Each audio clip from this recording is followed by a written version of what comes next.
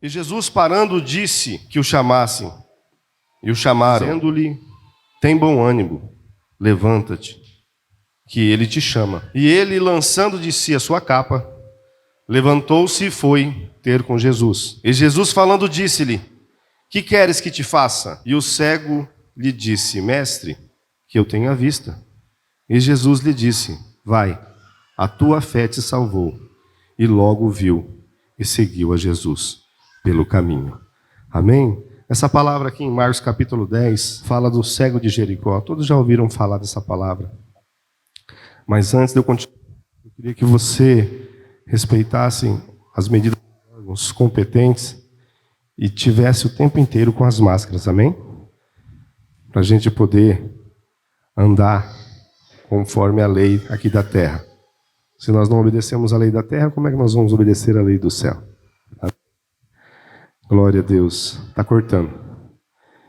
Então, essa palavra é a palavra de Jericó. Me chamou muito a atenção. Que era um cego que não enxergava.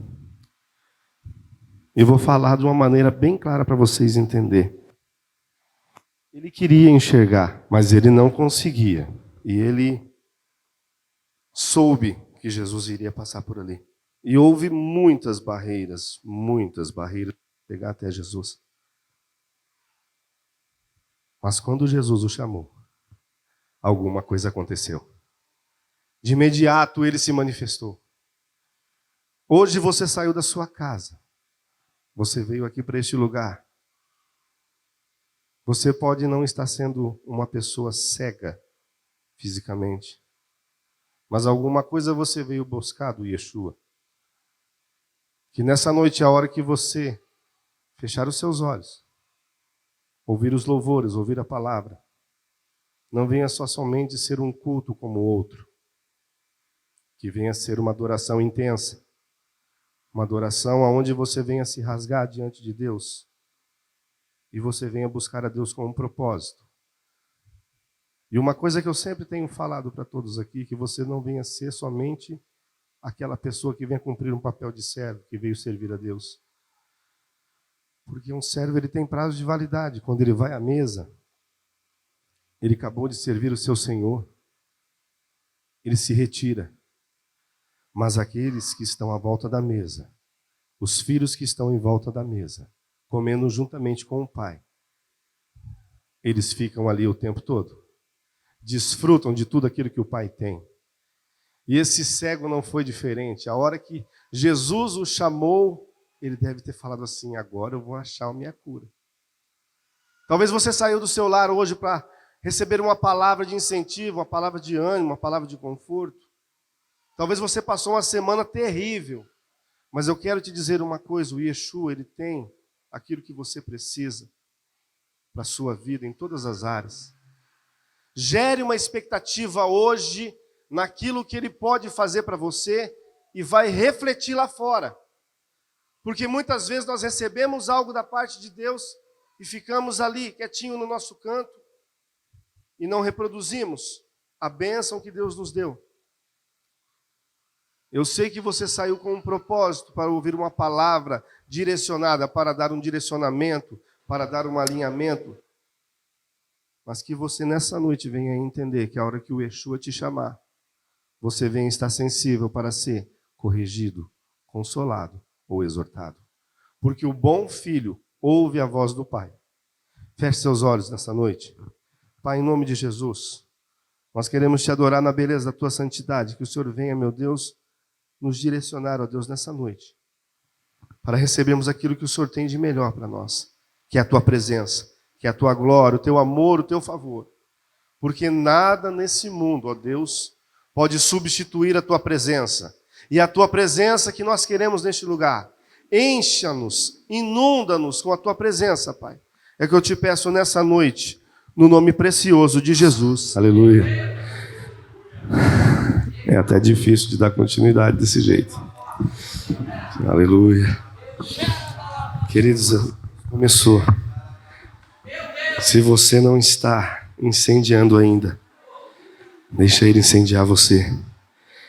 Queridos, eu quero agradecer a todos no geral, pessoas da comunidade Shalom, os irmãos da CVR que estão aqui, você que é nosso convidado. Querido, eu agradeço a todos vocês de coração, os que são da casa. Um prazer imenso de vê-los aqui. Você podia estar em qualquer lugar, mas você preferiu estar aqui na casa do Senhor. Amém? Continue nessa dimensão, nessa adoração. Eu queria chamar o irmão Sandro, que ele vai dar continuidade aqui. Vai trazer a palavra dos dízimos e das ofertas. Amém? Boa noite, igreja. Paz seja convosco. Amém? Que maravilha, né? Deus está operando grande coisa nesse lugar. E é só o começo, eu creio. Amém? Vamos abrir as nossas Bíblias lá em 2 Coríntios. Amém? 2 Coríntios 9, versículo 9, 7. Louvado seja o nome do Senhor Jesus. E diz assim a palavra do Senhor: cada um contribua segundo propôs no seu coração, não com tristeza ou por necessidade, porque Deus ama quem dá com alegria. Aleluias.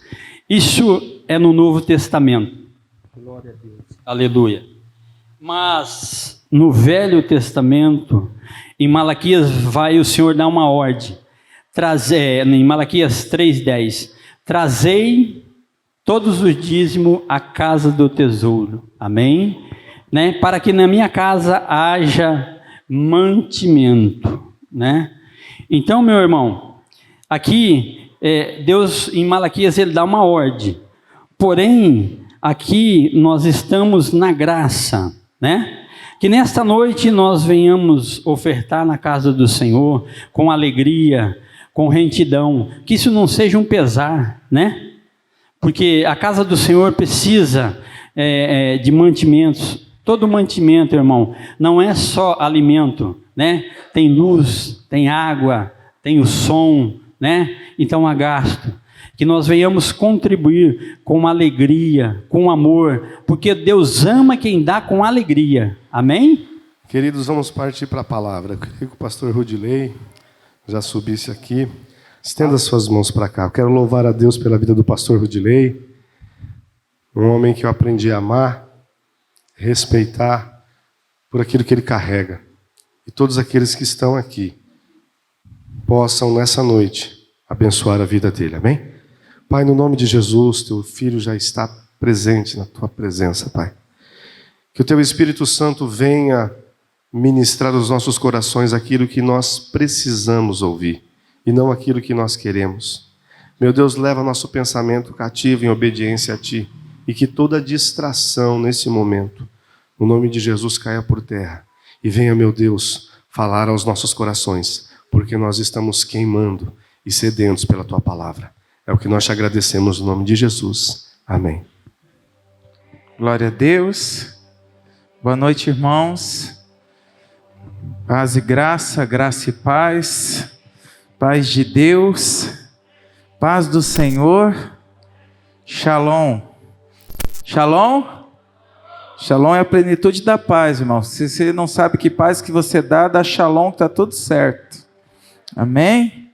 Então os irmãos falam, não, tem que ser a paz do Senhor. Daí os outros falam assim, não, a paz só pode vir de qual Senhor? Né? Então não entra nessas confusões desnecessárias, não.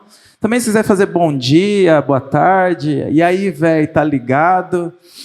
Não importa a saudação, importa o nosso coração, amém? No Senhor.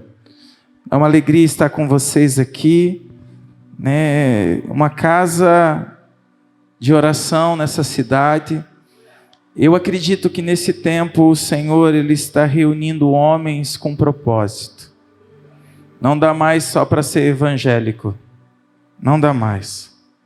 É necessário nós entendermos que somos filhos dele e que somos chamados para uma restauração. Como é lindo ver jovens aqui queimando.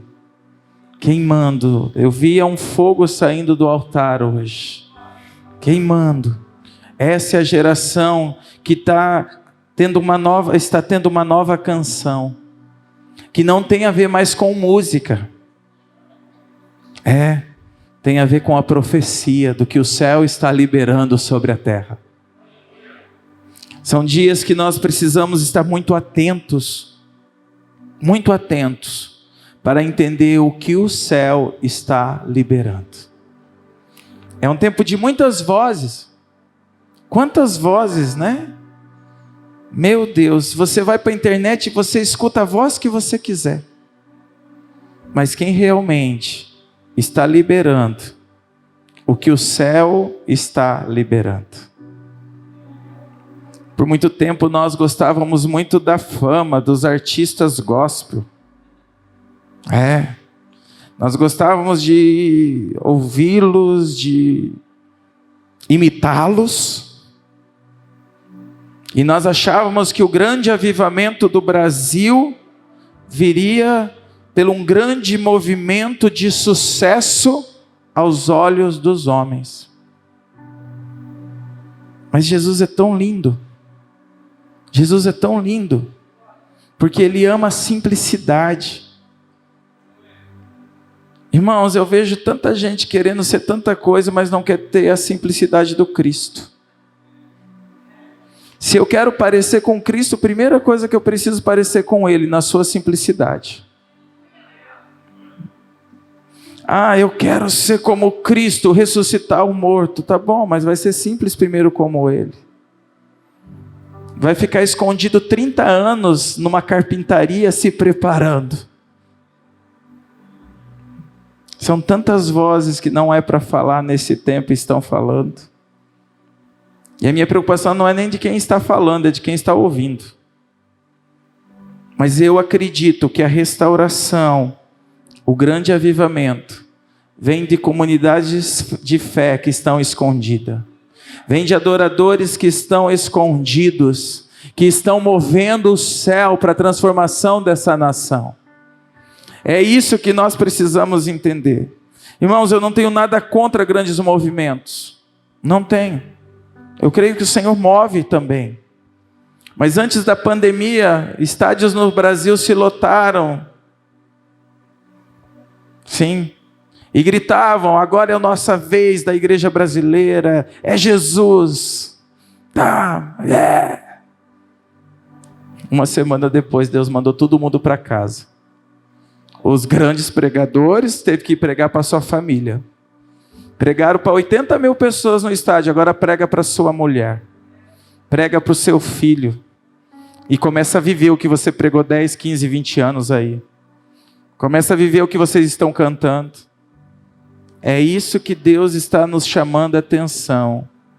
Deus desacelerou o mundo para nós mergulharmos nele, em Deus.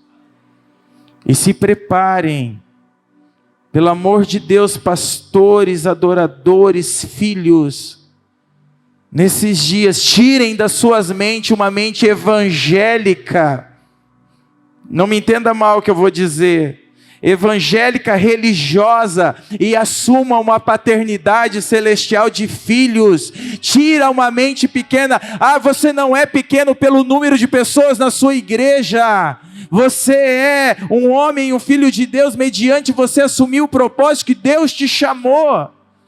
Sucesso não é número. Sucesso não é número. A igreja brasileira ensinou que sucesso é um pastor que lota a sua igreja no domingo de gente vazia. Que na segunda-feira está vivendo como se não tivesse recebido uma palavra. Isso não é sucesso. Sucesso é terminar como o apóstolo Paulo terminou, depois de ensinar, escrever toda a doutrina bíblica, termina numa cadeia dizendo: combati o bom combate, encerrei a carreira, guardei a fé. Não importa como você começa, vamos ver como a gente vai terminar.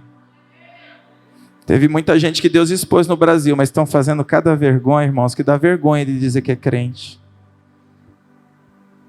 Londrina é uma cidade que foi chamada para um avivamento. Vocês sabem disso. Deus chamou essa cidade para um avivamento. Só que a fama, há um tempo, embriagou essa cidade. A fama deixou essa cidade tonta. E daí, de repente, parece que o fogo apagou como é seu nome, filho, que ministrou? O Igor. Como o Igor disse, parece que o fogo era de papel, né? De palha. Mas não importa o que foi. Importa quem agora está disposto a tirar as cinzas do altar, levar para fora do arraial e colocar uma lenha nova. Para um novo tempo, para uma nova história. Então é tempo que a igreja de Londrina, a igreja brasileira, precisa entender agora o seu papel, os seus próximos passos. Entender que nós não fomos chamados para ter sucesso e fama, não. Nós fomos chamados para preparar o caminho da volta dele. Nós fomos chamados para restaurar pessoas, destravar corações, para entender a sua identidade de filhos de Deus. Nós não somos pastores de sucesso porque vamos preencher um relatório que batizamos não sei quantas vidas, damos banho no ano e no final essas pessoas não ficaram na igreja. Entende isso? Mas nós vamos ser considerados homens de Deus se nós estivermos dispostos a combater o bom combate e guardar a fé todos os dias, entender e ouvir o céu, cantar o que o céu está cantando. Irmãos, eu senti assim uma unção poderosa na canção que foi ministrada pelo que eles receberam do Senhor. E você entendeu o que o céu está cantando. Quando nós cantamos, não sobe dó, ré, mi, fá, sol no céu. Sobe uma essência e um incenso agradável a Ele. Ele tem os anjos para adorar. Os anjos o adoram todo o tempo. Mas você sabia que a adoração da igreja é diferente da adoração dos anjos? Os anjos adoram a santidade de Deus. A igreja adora a paternidade do Pai. Os anjos vêm, sabia que os anjos vêm na igreja ver a igreja adorar? Vem. Porque ninguém adora um pai como filhos, a não ser a igreja. Então entenda quem vocês são nesses dias. Não se sintam pequenos. Não se sintam sem sucesso por número, por fama, não. Entenda de que Deus nos deu uma medida, e ter sucesso em Deus é viver na medida que Ele nos chamou para viver. Eu acredito que o Senhor está restaurando a adoração dessa cidade. Eu acredito que o Senhor está levantando homens de governo que estão dispostos a morrer por essa cidade. Esses dias o Senhor tem falado muito comigo sobre o ministério de Jonatas. É o copo que vale a pena, irmãos. Olha o tamanho. Aleluia. Eu acredito que o Senhor tem levantado os Davis desse tempo. Homens de governo. Que estavam atrás das ovelhas. Para uma restauração. Só que também quando se levanta Davi. Aleluia. Se levanta Davi. É necessário terem os Jonatas para dar cobertura e defender o propósito de Davi. E você sabe como Jonatas termina?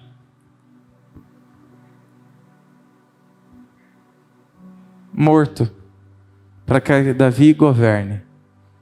Jonatas vivo, Davi não poderia sentar no trono, porque o herdeiro era Jonatas. Então ele precisa morrer para que Davi viva o seu propósito. Pega isso no teu espírito. Quem está disposto a morrer para que o propósito de Deus se cumpra? Fica tranquilo, não é fisicamente não. E fisicamente a morte para o crente é vitória, se for no propósito do Senhor. Não é ruim não. Esses dias eu vi uma pessoa dizendo, meu Deus, até os crentes morreram de Covid. Meu Deus, aonde que é isso? Eu falei, eu não acredito que um vírus matou alguém, não. Foi o Senhor que recolheu. Porque a vida não pertence a um vírus, pertence a Deus. Se tu quer pensar assim que é o vírus, problema é seu. Eu quero ter visão celestial, crendo que é o Senhor. Amém? Então são dias que nós precisamos entender esse propósito. São dias de homens e mulheres com visão celestial e não com visão da terra. Ter o ministério de Davi e de Jonatas é entender que eu não vou viver mais a minha vontade. Eu vou viver o que o céu está liberando para que eu viva nesse tempo, nessa geração. Nós não trabalhamos, irmãos, para o momento, nós trabalhamos para uma geração, nós trabalhamos preparando o caminho da volta dele. Infelizmente, a igreja nos distraiu com coisas da terra, a igreja evangélica. Nós falamos tanto mal da igreja romana e começamos a fazer igual.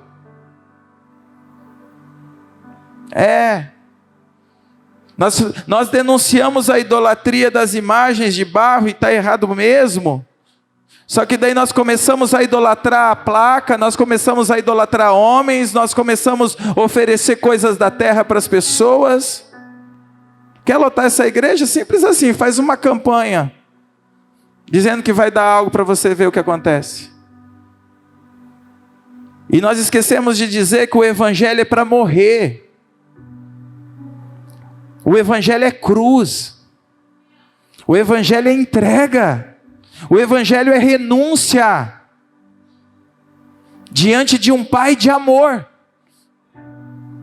Mas como? Tem que fazer tudo isso e tem um pai de amor? Sim. Porque, irmão, se eu não entro no lugar onde Deus quer que eu esteja, eu vou ser uma pessoa irrealizada e infeliz. Você já viu gente milionária se suicidar? Já deve ter visto, né? Porque é um vazio tão grande que o dinheiro não supre. Só que a igreja, muitas vezes, eu não estou dizendo da igreja de Cristo, eu estou falando da igreja dos homens.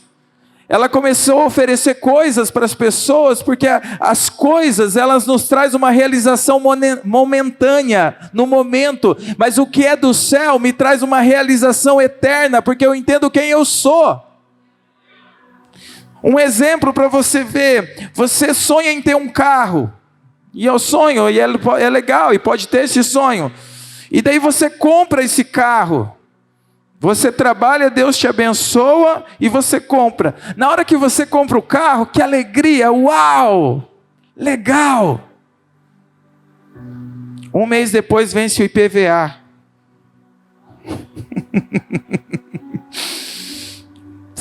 Você faz a conta quanto você gastou no posto de combustível aquele mês. Aquela alegria momentânea de realização do yes, de ter o carro, já não é mais a mesma. E o carro se torna uma coisa normal para a tua vida e às vezes até um peso. Está entendendo? Coisas momentâneas, alegrias momentâneas. É errado? Não é, mas eu não posso colocar o meu coração nisso. Agora, quando eu busco o que é eterno, eu entendo quem eu sou. E a cruz daí não é um peso, é um cumprimento de um propósito. Jesus, ele está caminhando para a cruz, com ela nas costas, as mulheres de Jerusalém estão lá, que dozinho dele.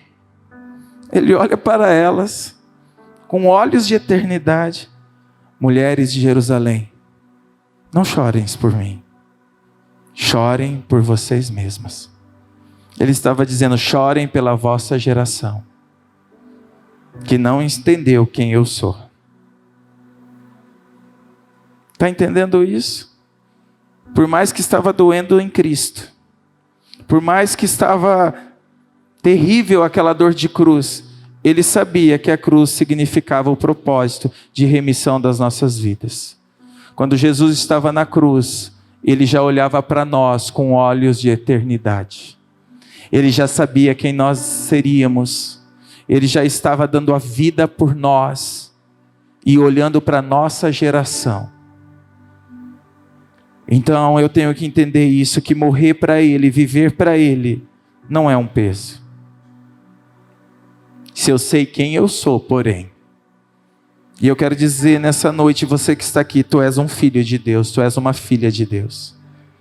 Deus te chamou para esse tempo.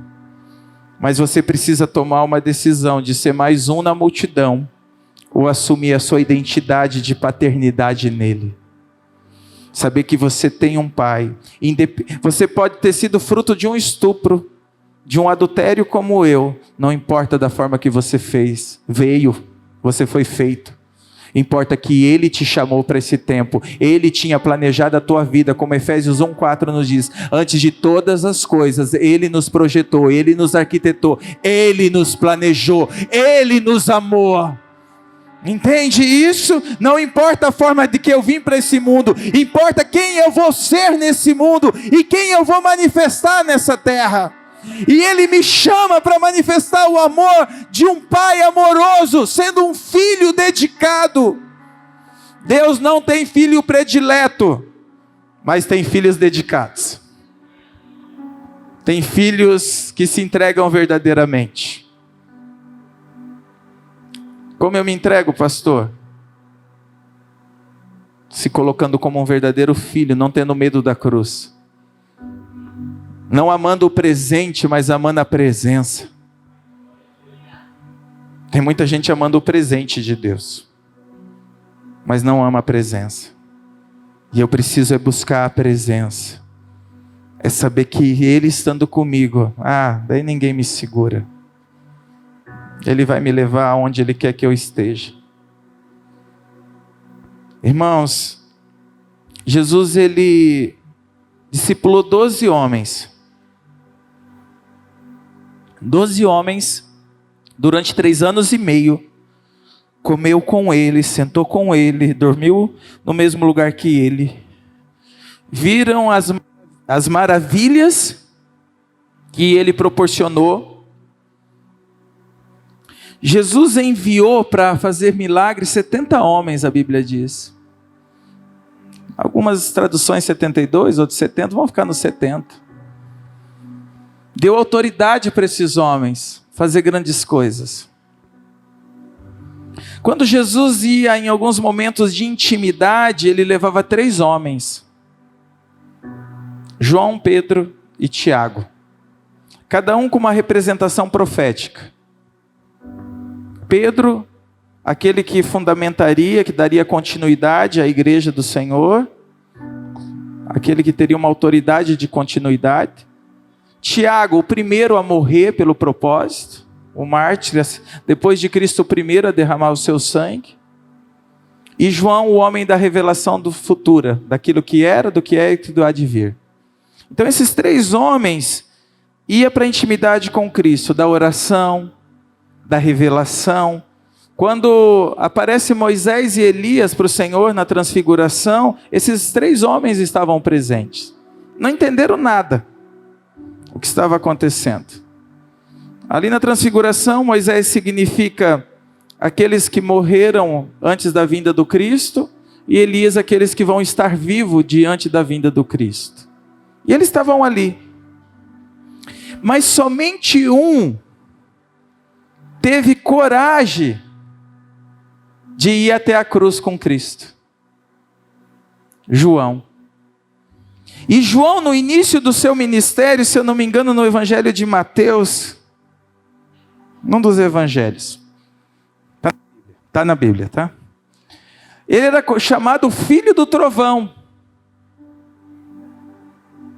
Para o cara ter esse apelido, ele era uma encrenca, né, irmãos? Imagina, o que é trovão? Brum! Ele era um barulhento. Só que ele termina o seu ministério depois de 3 anos e meio, sendo o discípulo. Você não sabe o que discípulo que João era? O discípulo amado. O homem que era o filho do trovão, se torna aquele que deita no peito de Jesus. Ele entendeu o chamado, por isso ele teve coragem de ir até os pés da cruz. Mas os irmãos biológicos de Jesus não cuidaram nem da mãe deles. Vazaram. Foram embora. Não tô... O quê? Se nós ficar lá saber que nós temos um parentesco, nós vamos morrer junto. E Maria não estava entendendo que ali era o Salvador. Era o filho dela condenado à morte. E João fica ali. Assiste a crucificação do Mestre. Aqueles que se deixam ser transformados por Deus na caminhada, vão entender o que é estar aos pés da cruz. E vão entender verdadeiramente qual o seu propósito para esse tempo. Então o segredo é eu me submeter a ser transformado por Ele, não vivendo mais a minha vontade, mas deixando que Ele toque no meu caráter, que Ele toque na minha intimidade, e eu venha viver no padrão dEle. João entendeu isso. O homem que iniciou o ministério sendo o filho do trovão, termina o seu ministério sendo o discípulo amado, aquele que deitava no colo de Jesus. Então ele chega até a cruz. E deixa eu te falar algo mais profundo. Ele é o único discípulo que não foi martirizado, que não morreu na espada ou na cruz. Teve uma morte natural. Porque aquele que entende a cruz, fica tranquilo, se você entender o propósito da cruz, você não precisa passar por ela. Você não precisa morrer nela. Porque Jesus já morreu por você. Mas agora você precisa morrer para as suas vontades. Você precisa morrer para o teu ego. Você tem que entender de que você não é mais quem vive, mas é Cristo que precisa viver em você. No padrão dele, no chamado dele. Irmãos, nesses dias nós somos chamados a quebrar muralhas. Nunca houve tanta imoralidade dentro da igreja. Não estou falando do mundo, não. Hoje nós temos que pregar arrependimento na igreja. Os nossos pais na fé, eles pregavam salvação. Eles chegavam em um culto com 500, 300 pessoas, pregavam salvação, vinha 100 pessoas para frente, aceitava Jesus, na outra semana já era batizado nas águas e havia um grande mover. Mas os dias foram passando e a igreja começou a copiar a terra e Deus não mudou. Mas Ele não vai compactuar e negociar com o que é errado. Não vai. E o que fez? Parece. Então cessou a unção? Não, cessou os homens de caráter que atraem a unção. Então nós somos chamados a quebrar a imoralidade no altar esses dias. Quebrar a imoralidade sexual, imoralidade moral. Antigamente a gente ouvia, a pessoa chegava em cidade pequena, tem muito disso, tem a venda para comprar. E se a pessoa era crente, há 20 anos atrás, ela ia na venda comprar, o seu Zé dizia assim, não, nem precisa assinar, vou marcar num caderno aqui. Hoje tem alguns lugares que você vai fazer um negócio e falar que é crente, irmão, a pessoa sai correndo. Imoralidade. E sabe, nós estamos sendo chamados a quebrar isso. Deus parou a terra para colocar as coisas no lugar antes da vinda dele. Então nós somos chamados a quebrar isso nesses dias. Nós somos chamados a romper e tirar do altar a idolatria que entrou na igreja evangélica brasileira. A igreja evangélica tem até um falso templo no Brasil. Nós vivíamos batendo nos irmãos católicos que eles tinham seus templos, foram lá e construíram um e se dizem evangélicos. Está lá no centro de São Paulo, não vou dizer de onde é. Você já entendeu o que eu estou falando. E daí? Só que daí nós que somos chamados para remissão, temos que olhar para as nossas casas de fé, olhar para o nosso coração e dizer, Senhor, há algum objeto de idolatria? Então nos ajuda a tirar. Nos ajuda a remover. Se eu estou idolatrando os meus filhos, me tira isso. Se eu estou idolatrando o meu chamado, tira isso de mim. Se eu estou idolatrando homens que eu caminho junto, tira isso de mim. Nós temos uma mania muito rápida de eleger papas para nós. E não existe, irmãos. É como o Igor ministrou aqui, nós não precisamos de um amuleto que um homem todo-poderoso coloque a mão sobre nós e uau, mudou, virou a chave. Não! Eu acredito em homens de unção que podem transferir aquilo que carregam, eu acredito nisso. Mas eu sei que se eu tiver a mesma busca que ele, eu vou ter revelações como ele. Então nós precisamos nesses dias romper com esse altar de idolatria em nossas igrejas. Nós precisamos fazer como Josué, passar pelo arraial e falar: opa, a guerra estava para ser ganha, eu mandei um exército menor, o que aconteceu? Senhor, mostra para mim aonde erramos. Ah, Josué, tem uma capa aí, babilônica dentro do arraial. Eu avisei Josué. E daí nós temos que ter coragem como Josué, chamar todo o arraial e falar: opa, sabe, a gente tem que sair do ambiente de bajulação. A igreja tem que ter maturidade. Ai, o pastor não me cumprimenta. Para de idolatrar seu pastor. Isso é idolatria. A gente quer bajulação, isso é idolatria. Eu tenho que depender do Senhor. E daí Josué chama Acã, coloca a sua geração em perca, porque tinha guardado uma capa babilônica, se impressionou. Não se impressione com nada que é da terra, irmãos. Saiba que aquele homem que você gosta de ouvir na internet, ele tem falhas como você. Entende isso? Aquela música, aquela banda cheia de unção, e olha, e tem mesmo. Mas eles têm falha como você, e se você buscar entregar a tua vida e teu coração, a mesma revelação, não a mesma, até maior ou menor, não importa, cada um na sua medida pode receber. Eu amo os meus pastores, eu falava isso para o Valcer à mesa, mas eu não quero ficar contando os milagres e as revelações deles. Eu quero buscar aquilo que o céu tem para mim. Nós precisamos, irmãos, sair de um ambiente no altar, tirar do altar a desobediência. Nunca houve um povo tão artificial e desobediente na igreja como os dias nossos. Tudo é questionável. Tudo. Eu nunca vi uma geração, desculpa que eu vou dizer, eu vou embora depois vocês conversam com o pastor de vocês,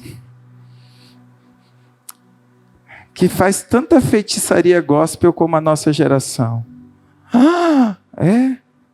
É a Bíblia. Samuel diz que a rebeldia e a desobediência é pior que pecado de feitiçaria. Murmuração. As pessoas não oram mais pela igreja, elas apontam os defeitos. As pessoas, a gente prega no domingo, elas vão ver para o Google para ver se o Luiz Hermínio pregou igual. Só que daí quando ela está arrebentada, ela não vai lá em Itajaí, ela procura a minha casa. É isso que eu quero dizer. Eu amo meu pastor, o pastor Luiz é meu pastor, eu só estou usando o exemplo dele porque como eu caminho com ele. Mas eu quero dizer isso. A gente precisa entender que o altar é um lugar de obediência. Eu não estou dizendo a obediência cega. A obediência é pautada na palavra. Se houver alguma heresia que está contra a palavra de Deus, senta com o teu pastor e conversa. Se ele insistir na heresia, daí, entendeu? Você ora e busca um caminho. Mas se na palavra, no altar está sendo ministrada a palavra, a casa do Senhor, a palavra é zelada, por que tanta desobediência? Irmãos, a Bíblia diz em Atos, apóstolo Pedro estava preso e um anjo o libertou.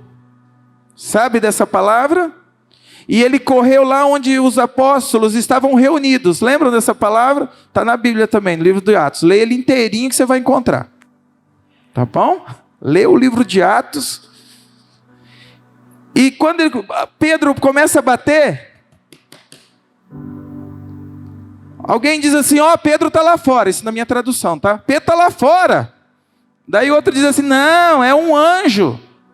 Não é Pedro não, Pedro está preso, é um anjo. Sabe o que eu entendo com essa palavra? A igreja tinha tanto fervor de oração, que o que era sobrenatural para eles era normal. Se alguém, o irmão que está lá no fundo, chegar aqui e falar assim, tem um anjo lá fora, ia sair tudo correndo aqui, capotando para ver o anjo. Não é? Mas a igreja de Atos, eles tinham o seu fervor em oração, em obediência, que o sobrenatural era normal no meio deles. E por que o sobrenatural não tem acontecido no nosso meio? Corações divididos. Deus não age em lugar dividido, irmãos. Deus só vai se mover em lugar de unidade. Você imagina que a adoração foi tremenda, glória a Deus. Quem era o baterista? O nome? Tiago. Aqui? O Leandro, o Igor. Quem? O Maicon. Vocês imaginam se cada um tocasse uma canção na hora da adoração? Deus ia mover aqui? Não. Deus só move em casas de unidade. É tempo da gente parar de apontar os defeitos da igreja e começar a buscar a obediência na oração e na palavra. Destruir esse altar diabólico, jezabélico de desobediência e construir um altar de unidade na palavra, unidade no chamado. Irmãos, deixa eu te falar uma coisa, a igreja não sou eu sozinho, a igreja somos nós. Tem uma turminha aí que é pior que desviado, que se chama desigrejado. Que se acham que são, mas não são nada, porque estão só na internet. Cristo não vai vir buscar o Rudilei. Cristo vai vir buscar a sua igreja, onde em nome de Jesus o Rudilei faz parte. Irmãos, entenda esse valor. Então nós precisamos nesses dias quebrar esses altares diabólicos da imoralidade, da idolatria e da desobediência. É tempo de gerarmos uma verdadeira unidade. Sabe por que a idolatria ainda é grande nas nossas cidades? Porque a igreja é dividida. A Bíblia diz que os filhos de Eli foram lutar contra os filisteus. Filhos de Eli, filhos corruptos, negociaram a presença. Deixa eu falar, aonde houver pais omissos, vão gerar filhos corruptos. Pastores omissos vão gerar filhos corruptos, que negociam valores. Eu vim aqui nessa noite com uma voz de denúncia. Amém? Amanhã nós comemos do maná. Os filhos de Eli pegam a presença representada pela arca e levam para frente da guerra. O que acontece? Eles perdem a presença e morrem. Os filisteus não conhecem a presença. O mundo não conhece a presença, irmãos. Às vezes a gente passa num lugar assim. Eu vou falar por mim, lá em Campo Mourão. Em Campo Mourão, no começo de Betânia, nós estávamos no lado da cidade. Eu tinha que atravessar a avenida principal para chegar na minha casa de volta. E sempre depois do culto, eu na minha religiosidade, a gente passava pelo centro e via os jovens e via bebendo, N coisas ali. Eu passava assim, está amarrado. Sangue de Jesus. Deus, olha só a juventude perdida. E o perdido era eu, irmãos, dentro do carro, na minha religiosidade. Porque eles não conheciam a presença. E eu trancar dentro do meu carro falando mal deles para Deus não ia resolver nada, se eu não estou fazendo nada para mudar a história deles. Né? Deus tem tratado isso. Então a gente quer cobrar a presença do mundo. Os filisteus não conheciam a presença. O que eles fizeram? Pegaram a presença, a arca, e levaram para o templo de Dagon, o Deus que eles conheciam. Colocaram lá. No outro dia, quando eles chegaram lá, o que aconteceu? A imagem, a estátua de Dagon, bum, no chão. Eles falaram, não pode. E era a estátua. No outro dia, a estátua estava, bum, quebrada. Sabe o que eu aprendo com isso? Aonde tem a unidade para a manifestação da presença, a idolatria cai por terra. A idolatria cai. Então é tempo que a igreja precisa manifestar a unidade. É tempo que a igreja precisa entender o que é moral, o que é exemplo, o que é testemunho. E não é você colocar a Bíblia debaixo do braço e chegar em lugar e dizer, a paz do Senhor. Não, mas é com a sua vida, é com as suas atitudes. Irmão, ninguém aguenta mais essa frase, Jesus te ama. Só que você não é capaz de amar teu irmão. Não transfira para Jesus o que você precisa fazer. Não são dias de sermão, sabe? Olha, eis que te digo de mim mesmo. Se você o quê? Aprenda a amar seu irmão. Estenda as mãos. Vocês como igreja apostólica Yeshua, ou independente, nós somos de Betânia, comunidade Shalom, os irmãos, os adoradores de outra comunidade, não importa. Que resposta nós estamos dando para a nossa cidade? Será que nós somos uma comunidade fechada? Que viemos aqui, louvado seja, e saímos daqui pior do que entramos, porque agora saímos com mais responsabilidade, porque quanto mais será dado, mais será cobrado. E não fazemos nada para mudar a história. Ai, mas Londrina é tão grande. Começa pela tua casa. Começa pela tua rua. Vai para o teu bairro. Os grandes avivamentos começaram com poucos homens em lugares muito pequenos e irrelevantes. Alguém já viu falar da Rua Azusa aqui? Negros, pessoas irrelevantes, mulheres, pessoas que a religião tinha jogado fora, resolveram se reunir e buscar a presença. Mudar a cultura de uma nação rica. Os Estados Unidos até hoje ainda reflete o avivamento de Azusa. País de Gales, um país irrelevante na época. Um homem se levanta para a oração, com alguns outros homens, mudaram a história. Londrina não precisa de muito não, só precisa de homens disponíveis, dispostos a quebrar com a imoralidade, dispostos a quebrar com a idolatria, dispostos a quebrar com a desobediência, e viver o propósito de Deus. E tudo que você precisar para isso, Ele vai te equipar. Se você precisar de uma bicicleta para tocar em vidas, Ele te dá a bicicleta. Se você precisar de um avião, Ele te dá o avião. Não importa. Mas tudo tem que estar alinhado ao propósito dEle. Não a tua vontade, mas a vontade dEle para a tua vida. Vamos ler a Bíblia? Abre comigo 1 Samuel. Quero deixar um texto para você. Aleluia. Chorianda rabacandará. Feche teus olhos um pouquinho. Ele está aqui. Ele está aqui.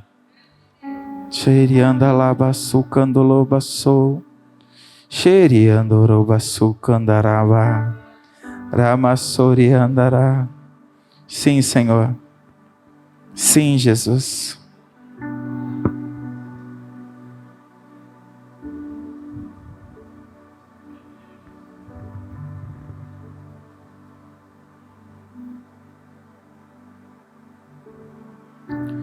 Primeiro Samuel capítulo 1, do primeiro versículo até o 8. Havia um homem chamado Eucana, que vivia em Ramá, na região de Zuf, na região montanhosa de Efraim. Era filho de Jeroão, filho de Eliú, filho de Tol, filho de Zuf e de Efraim. Eucana tinha duas esposas, A primeira se chamava Ana e a segunda Penina. Penina tinha filhos, Ana, porém, não tinha. Todos os anos, Eucana subia da sua cidade até Siló para adorar o Senhor dos Exércitos e oferecer sacrifícios a ele. Neste tempo, os sacerdotes do Senhor eram Ofne e Finéias, os 2 filhos de Eli. Quando Eucana apresentava seu sacrifício, dava porção de carne à sua esposa Penina e cada um dos filhos e filhas dela. A Ana, porém, dava uma porção especial, porque a amava, apesar do Senhor não lhe ter dado filhos. Amém até aí? Tá bom até aí. Irmãos, só para encerrar. A gente lê esse texto, a gente prega sobre Ana, a gente prega sobre Penina, a gente fala do Eli, do Ófines e do Finéias. Mas nesse tempo eu quero te falar de Eucana. Nós somos chamados como igreja para restaurar o altar, para tirar as cinzas, colocar uma lenha nova para um fogo que não se apaga até a vinda dele. Para isso precisa se levantar homens e mulheres de justiça. E Eucana, ele é um modelo para o nosso tempo. É um exemplo. Por que, Rudilei? A Bíblia diz que ele morava numa região montanhosa, difícil acesso. Mas todos os anos, ele ia até o lugar aonde estava a presença. Aonde Deus se manifestava. Lá onde Deus se manifestava, havia um pai sacerdote omisso e 2 sacerdotes corruptos. Será que nós iríamos subir até lá se a gente tivesse essa informação? Talvez não, né? Mas ele ia, porque ele não ia pelos corruptos que estavam à frente. Ele ia pelo propósito e o chamado da visão celestial que ele carregava. Então deixa eu te falar. Eu disse aqui algumas denúncias sobre o que acontece, mas isso não pode nos parar. Isso tem que nos encorajar, que independente do lugar, o que está acontecendo na nossa cidade, na nossa nação, nós precisamos ser como Eucana, se posicionar pela manifestação da presença. Se estão agindo com corrupção no altar, se estão fazendo errado em outro lugar, não me importa isso. Importa que eu estar no lugar aonde está a presença, aonde está a manifestação da glória dele. É isso que nós precisamos entender, porque aonde eu atraio a presença, eu busco a presença, eu estou na presença, eu vou gerar um sacerdócio puro e verdadeiro. Porque imagina se Eucana não vai até lá. Ana não chora amargamente perto do sacerdote. Como haveria a restauração do sacerdócio pela vida de Samuel? E o mais lindo,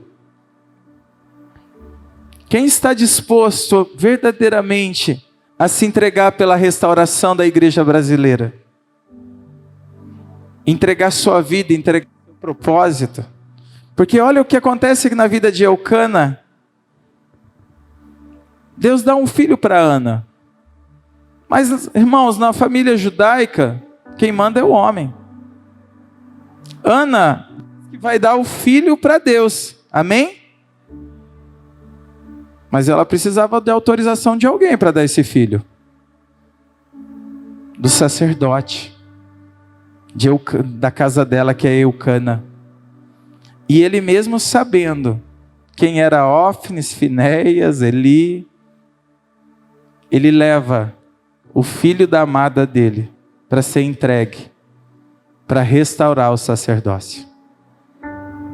Estamos dispostos nesses dias a restaurar o sacerdócio, mediante uma sociedade tão difícil, mediante tantos obstáculos? Mas deixa eu te falar, os históricos, os famosos tiveram a sua oportunidade. Talvez um dia eles foram como nós, igrejas pequenas aos olhos da terra, mas não entenderam aquilo que Deus confiou. Mas Deus não vai parar em ninguém. Ele vai cumprir o propósito. Ele vai restaurar essa cidade. Eu oro que se levante os Wesleys de Londrina, no Paraná. Homens com o coração de John Wesley. Que provocou um avivamento.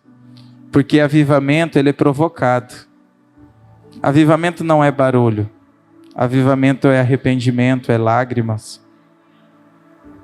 É aquilo que é conquistado no secreto para que se manifeste em público. Eu oro para que essa cidade seja tocada.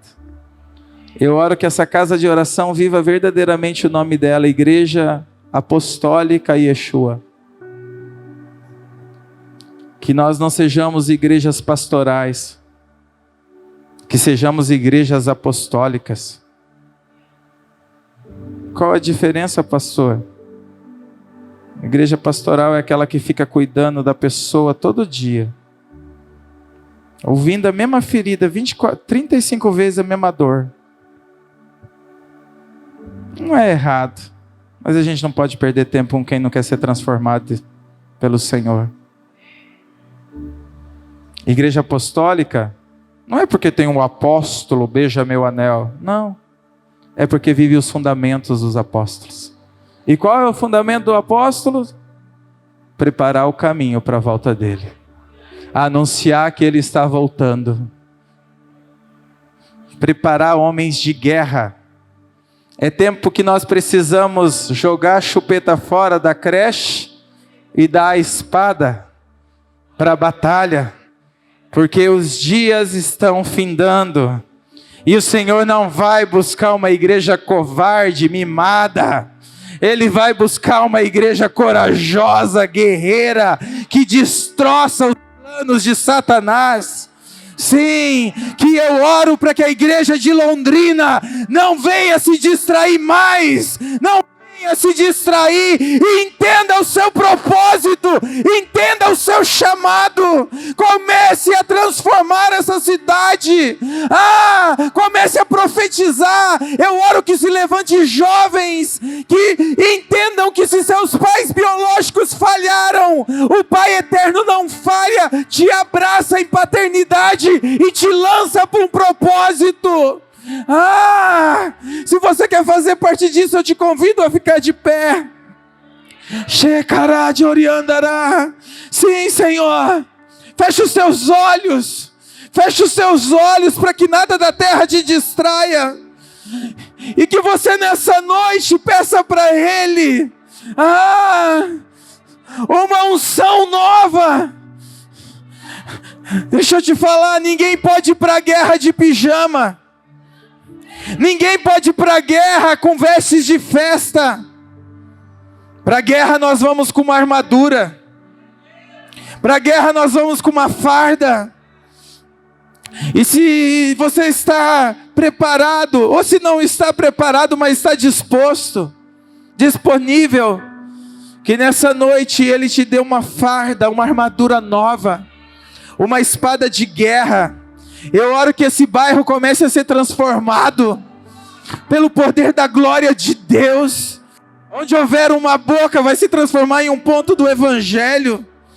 Nós oramos para uma juventude corajosa, que vai olhar para as nações e vai dizer: eu vou falar do amor de Londrina para as nações em toda a terra. Eu vou dizer que a minha cidade tem um amor, um fogo que queima, que vem do altar do céu.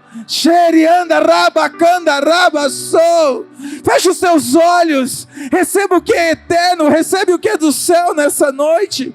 Deixa Ele te pegar por dentro. Não se distraia com o que é da terra. Deixa Ele te pegar por dentro nessa noite. Ele te chamou, Ele te escolheu, Ele te atraiu para a presença dEle nessa noite. Que se levante homens de justiça. Sim. Levante as suas mãos aos céus. Eu profetizo sua casa restaurada. Eu profetizo o seu chamado restaurado. Eu profetizo um tempo de restauração familiar. Eu profetizo um tempo de transformação na sua casa, na vida dos seus filhos, no seu ministério e no seu chamado. Eu profetizo um tempo em que o peixe vai pular na sua rede. Eu profetizo um tempo em que você vai contemplar o que é eterno. E que até na sua dor, na sua luta, você vai entender que o céu está liberando algo sobrenatural. Em nome de Jesus, seja fechado todos os portais malignos contra a sua vida, contra a sua geração. Em nome de Jesus, que toda palavra de maldição que foi lançada contra a tua vida, contra teu ministério, contra a tua casa, é desfeita no sangue de Jesus. E eu profetizo homens e mulheres que vão tocar o coração de Deus e transformar essa cidade. A transformação de Londrina não está na prefeitura, está na igreja do Senhor, que se posiciona nas regiões celestiais e libera sobre a cidade para a transformação do reino de Deus. Em nome de Jesus. Sim. Deus abençoe. Como para isso? Te adoramos, Rei. Eu te louvo, Deus, porque o Senhor está unindo os homens de propósito nesse tempo. O Senhor está chamando os seus guerreiros, Pai. Eu tenho uma palavra para essa casa. Nunca mais vai faltar. Nunca mais vai faltar. O Senhor troca a terra nessa noite para uma terra muito fértil nessa casa. Não trabalhe pelo serviço, trabalhem pelo propósito. Trabalhem pelo propósito. Não trabalhem pelo serviço e nem pelo recurso. Trabalhem pelo propósito estabelecido por Ele, porque nunca mais vai faltar. Se for trabalhado pelo propósito, nunca mais vai faltar. Recebam isso, pastores que estão aqui nessa noite. Em nome de Jesus. Em nome de Jesus. Amém. Amanhã às 9h, né? Pode terminar. Vai na paz, vai na bênção. Amanhã às 9h estamos de volta aqui. Vamos terminar aquilo que Ele começou, amém? Deus abençoe, vai na paz.